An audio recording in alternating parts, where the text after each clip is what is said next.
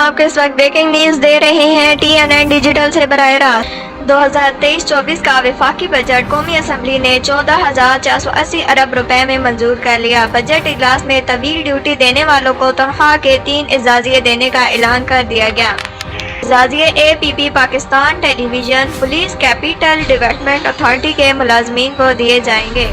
Budget में tax वसूलियों का हदफ 9,200 अरब से बढ़ाकर 9,415 अरब मुकर्रर किया गया है।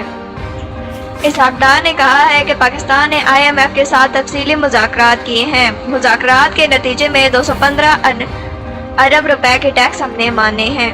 फाइनेंस बिल में मजीद तरमीम के तहत 215 अरब के नए टैक्स आयद किए गए हैं।